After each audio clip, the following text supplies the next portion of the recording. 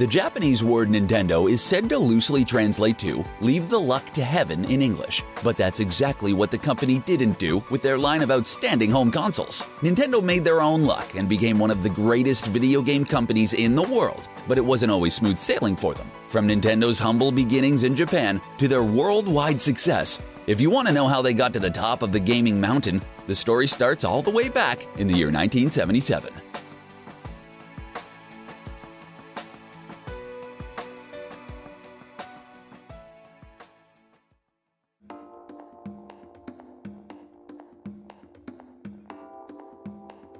While everyone points to 1983 as the time where Nintendo finally entered the video game market, they actually did so much sooner. In fact, it was in 1977, during the first generation of video game consoles, where we'd see them release their first home console. Known as the Color TV game, this series of 5 consoles was released solely in Japan, where they would be plugged into your TV and used as a controller for a small amount of games. The controller didn't include Nintendo's patented D-pad though. It had a unique turntable dials like a radio. They were made in partnership with Mitsubishi, and the few games you could play on the console were Pong, hockey, volleyball, and tennis, among others, depending on the console you owned. The first console was known as the Color TV Game 6 because it could play 6 games. The Color TV game was the best-selling line of consoles in the first generation of video game consoles and really put Nintendo on the map, well, at least in Japan. After the success of the Color TV game, Nintendo decided they wanted to make a cartridge-based console called the Famicom, which was short for Family Computer, and released it exclusively in Japan in 1983. It was initially planned to be a 16-bit system, but due to budget constraints, it turned out to be 8-bit, and was the first console to include Nintendo's patented D-pad controller.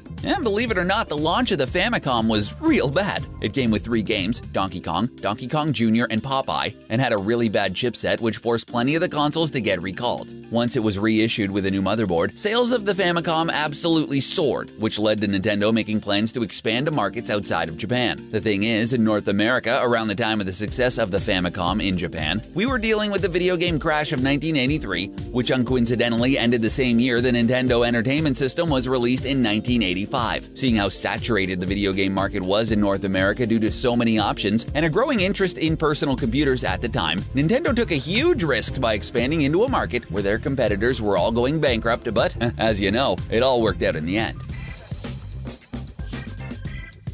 The Famicom was released in the United States as the Nintendo Entertainment System, starting at the high price of $299. While this was a lot of money back then, it didn't slow down sales at all. The NES is actually credited for pulling the North American video game industry out of its 2-year crash, since it sold over 61.9 million units and was the best-selling console of the 3rd generation. It came with a unique box style and a zero-insertion force cartridge slot with a flip door, which made it feel like you were loading a video cassette and not a console. The only issue was that the pins from the connector would get bent after thousands and thousands of uses. It would also get very dusty in there, which made it difficult for some games to boot up. While blowing into the cartridges was a thing we all used to do, it actually made things worse because your saliva that actually made its way into the cartridge would slowly damage those copper connectors. The two-tone gray and black color scheme was a great touch with those red accents, and the classic Nintendo D-pad controller from Japan also made its way to the United States. The console competed with the Atari 7800 and the Sega Master System, and it came out on top. The console introduced us to classic games that'll forever be a part of video game history. Super Mario Bros., The Legend of Zelda, Metroid, Mega Man, Castlevania, and Final Fantasy, just to name a few. All of these games were the first to really start their respective franchises that are all still going strong today. 30 years later and counting, with the limited technology at the time, side-scrollers and overhead perspective games were the most popular ones, and these classics didn't disappoint, that's for sure. The NES in the United States got a sleek redesign in 1993 that was also released in Japan a month and a half later. The NES 101, which the new version was called, was more compact and featured a top-loading cartridge slot. The rounded dogbone-style controller made it easier to hold, and it was only $50, which sounds like a steal, but it was released 2 years after the Super Nintendo. Many gamers already jumped ship at that point, but if you couldn't get your hands on an SNES for whatever reason, then the NES 101 was the perfect cheap alternative at the time. In the technological realm, companies are always innovating and looking for ways to improve their product, and this was no different for Nintendo. After the success of the NES all around the world, it makes sense that they started working on their next project. While the Sega Genesis and TurboGrafx 16 both launched with 16-bit architecture, Nintendo knew they had to follow suit if they wanted to be successful in the current market. While the Sega Genesis claimed to have the fastest and strongest 16-bit architecture on the market, there was no way to prove it, and Nintendo honestly really didn't care about all the silly games Sega's marketing team was playing. The Super Nintendo era began with the Super Famicom that was released in Japan in 1990. The Super Famicom is still one of the nicest looking consoles ever made. It's compact, it has some nice rounded curves, and one of the greatest controllers of all time. The model also found its way to Europe and Australia in 1992, meaning they probably wouldn't even recognize the North American version of the Super Famicom. The Super Famicom was released as the Super Nintendo Entertainment System in North America in 1991. It looked absolutely nothing like its Japanese counterpart, which is a real shame. The SNES has a sliding power and reset buttons, which made it feel like a toy, along with a much-needed cartridge eject button. Also, depending on the North American version you got, the SNES had a tendency to turn yellow over time, while the purple accents remained in good shape, which made it look a little off. It's nostalgic to look at today, but wasn't quite right back then. The 16-bit system was a massive success in North America, but it surprisingly didn't sell as well as the NES worldwide. It sold incredibly well in Europe though, but that's mainly just because the NES wasn't widely accessible there. The specs of the console were the same as the Super Famicom, with the processor being powerful enough to handle Nintendo's famous Mode 7 graphics, which allowed the background of games to rotate while everything else remained in place. Despite the worldwide sales taking a dip compared to the NES, the SNES still ended up as the best-selling console of the 4th generation with over 49.1 million units sold. The rounded controller of the Super Famicom and the shoulder buttons are also found on the SNES controller, so there aren't many differences between the North American and Japanese versions other than the way they look. It's also important to keep in mind that the SNES wasn't backwards compatible with NES games, although adapters like the Super 8 came out that could make this possible. Just like with the NES, Nintendo released a slim and compact version of the Super Nintendo, known as the SNS 101, in North America in 1997 and later in Japan in 1998. It was a cute console with a reset button and a power switch, which made it feel less like a toy and more like an actual console. The controller was the same, just whiter, and the whole package cost about $100, which made it a very good entry-level system for those who couldn't dish out $200 for the Nintendo 64, but we'll get more into that soon. The Super Nintendo brought us so many great games, it's hard to list just a few, but we'll do our best. Super Mario World, The Legend of Zelda: A Link to the Past, Super Metroid, Donkey Kong Country, Star Fox, F-Zero, Final Fantasy VI, Earthbound, Mega Man X, Street Fighter II, Chrono Trigger, Mario Kart, and Super Mario RPG.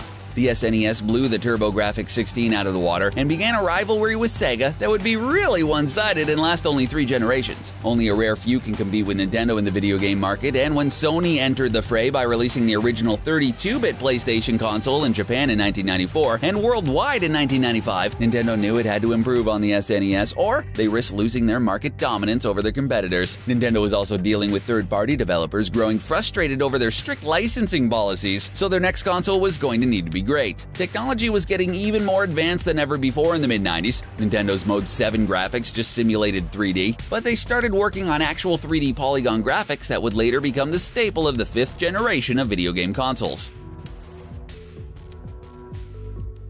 This led to the development of the Nintendo 64, which was codenamed Project Reality. The console was pretty much finished by mid-1995, but Nintendo wanted to make sure everything was A-OK before they finally released the console worldwide in 1996. The console sold for $199.99 and was facing stiff competition from not only the Sony PlayStation, but the Sega Saturn. The Sega Saturn only sold 9 million units worldwide, but the Sony PlayStation absolutely dominated 5th generation console sales with 102 million sales worldwide. Just to put things into perspective, that's nearly as much as the NES and SNES sales combined. Due to the presence of the PlayStation, the N64 didn't perform as well as the SNES, but still sold 32.93 million units around the world. The console debuted in a dark gray chassis, with an on-off switch and a reset button just like the SNS 101. To try and one-up the PlayStation's 32-bit processor, Nintendo decided to make the N64 carry a 64-bit processor, hence the name of the console. There was even a slot on the console for an expansion pack that would double the memory of the N64 from 4 megabytes to 8 megabytes. There weren't many games that needed it, but most of the relevant ones that did were Legend of Zelda: Majora's Mask and Donkey Kong 64. Like we mentioned before, the 5th generation of video game consoles were known for their 3D polygon graphics, and all of this computing power in the N64 made for some great games like Super Mario 64, The Legend of Zelda: Ocarina of Time, which is, in our opinion, one of the greatest games of all time. Nintendo was still releasing games in cartridge format for the N64, despite the PlayStation using CDs that had more storage. How big was this storage difference, you ask? Well, the largest N64 cartridge was 64 megabytes, and Sony CD-ROMs had 650 megabytes of storage. Yeah. That means the games on the PlayStation could be 10 times larger than Nintendo 64 games. Nintendo's reluctance to switch to CDs mainly stems from their falling out with Sony. Now, this is legendary. Initially, Nintendo and Sony were working together to create the Nintendo PlayStation, but couldn't agree on using CDs or cartridges, which led to the project being cancelled. Sony ended up doing their own thing, led to the creation of the PlayStation, and Nintendo ended up making the N64. There's definitely much more to it than that, but we could have a whole documentary video on the Nintendo PlayStation if we wanted. In the end, the decision to start with cartridges really held the N64 back and caused loyal AAA developers to jump ship because the PlayStation console was better able to support their game. The most famous example of this was Square Enix with Final Fantasy VII, which required a lot of storage space to house full motion video. Well, at least cartridges were good for two things: non-existent load times and being more sturdy than a CD. The controller for the N64 was much different than the SNES controller. It was a unique three-prong design, where the leftmost prong had a D-pad and the middle one featured an analog stick, the first one ever created by Nintendo. It wasn't the easiest controller to hold, but it was a step in the right direction. The controller even supported haptic feedback, with the Rumble Pack add-on that debuted with Star Fox 64. The Nintendo 64 was one of the first consoles to support more than two players without the use of an adapter, which turned it into a party machine due to games like Super Smash Bros., Mario Party, Mario Kart, and GoldenEye 007. While the N64 wasn't the best-selling fifth-generation console of all time, it was a legendary console.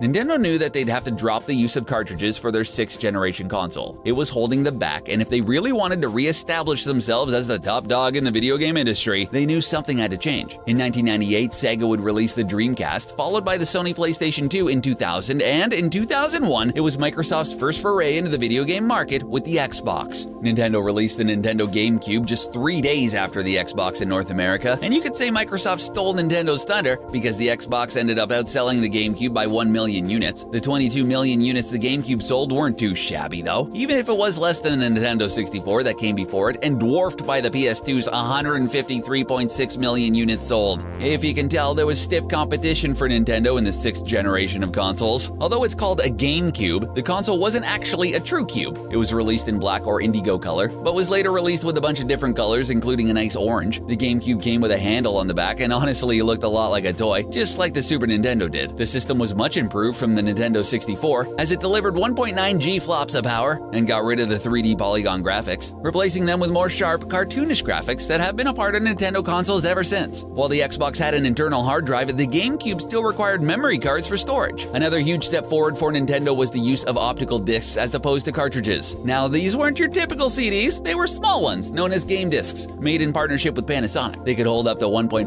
gigabytes of data as opposed to the 8.5 gigabytes of space on typical DVDs, and the only reason Nintendo used these game discs was due to the concerns regarding piracy. The limited storage size on the game discs weren't an issue for developers, but some ports were noticeably worse on the GameCube. The Nintendo GameCube controller was arguably the best one ever made, and we're not even exaggerating. It was a two-prong design, which is great seeing as we only have two hands, and it had a unique face buttons that were easy to press, along with a Z button right near the right trigger instead of behind the controller. They all had built-in rumble except the Wavebird controller, which traded it for wireless functionality. The GameCube controller is still the best option for Super Smash Bros. Today. In regards to the games on the system, there were some classics including Super Mario Sunshine, Super Smash Bros. Melee, The Legend of Zelda: The Wind Waker, Metroid Prime, and Paper Mario: The Thousand-Year Door, among many others. Now that Nintendo wasn't just second but third in the console wars, they had to shake things up even more. Despite moving from cartridges to optical discs and improving the graphics tremendously, it still wasn't enough to put the GameCube on top, so Nintendo had to go back to the drawing board once again.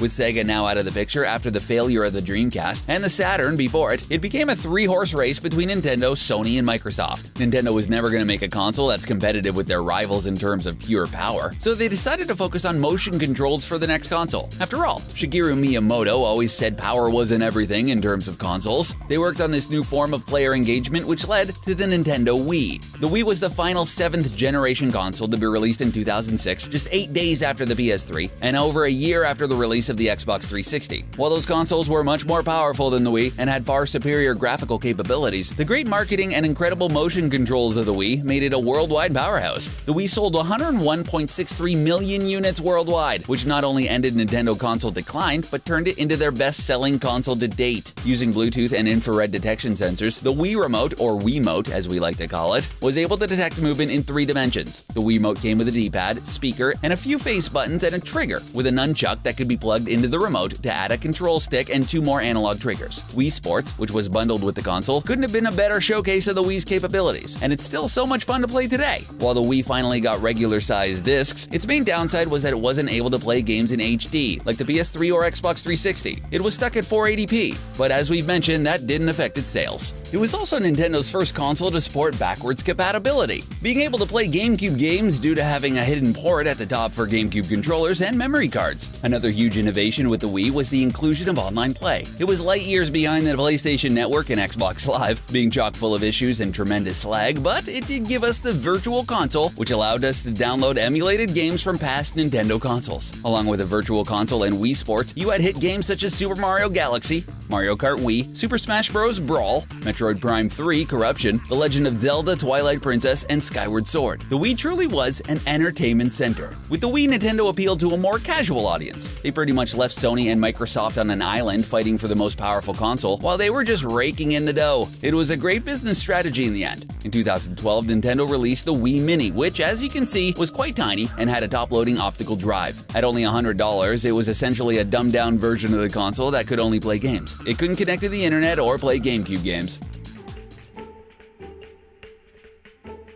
Also in 2012, Nintendo released their most forgettable console, other than the Virtual Boy of course, the Wii U. Trying to piggyback on the success of the Wii, the 8th generation console had a terrible launch due to a bad marketing campaign that focused too much on their younger audience and a confusing name. People thought it was just an add-on to the Wii, which led to the console only selling 13.3 million units, making it Nintendo's lowest selling major console to date. But now that we got all the bad out, let's talk about what's good about the Wii U. While it wasn't a graphical powerhouse, it was Nintendo's first system to support 1080p, which was a huge step. It also came with 8 to 32 gigabytes of storage depending on the model you got. It was even backwards compatible with the Wii, but not with the GameCube. Arguably, the most significant feature of the Wii U was the gamepad. It was a tablet-like controller which featured a 6.2-inch touchscreen, along with dual analog sticks, a D-pad, and multiple face buttons. It even supported motion controls, haptic feedback, and near-field communication, which allowed you to sync your amiibo figures to the console. The Wii U launched with the game Nintendo Land, which helped showcase the mechanics of the gamepad, similar to what Nintendo did with Wii Sports, showcasing the Wii's mechanics. On top of all this, the gamepad could even be used as a second screen for multiplayer games to avoid screen peeking. The gamepad was interesting, but clearly not interesting enough. That being said, the Wii U did have its fair share of great games. Mario Kart 8, Super Smash Bros. 4, Splatoon, and Super Mario Maker were all incredible games in their own right, but they still weren't enough to entice more gamers to buying the console. The Wii was a peak, but the Wii U was a valley, yet it was nothing Nintendo couldn't rebound from. Luckily, Nintendo was smart enough to realize what their major mistake with the Wii U was. While the gamepad was inventive, it just didn't push the envelope enough. You weren't able to carry it around and play Wii U games anywhere you go, which really made it more of a gimmicky accessory than anything else. There are companion apps that you can download on your phone for PS4 and Xbox One games nowadays that can pretty much do everything the gamepad did for Wii U games. All of this is what made Nintendo decide to keep what made the Wii U interesting, remove all the clutter, and come up with a brand new, truly hybrid console.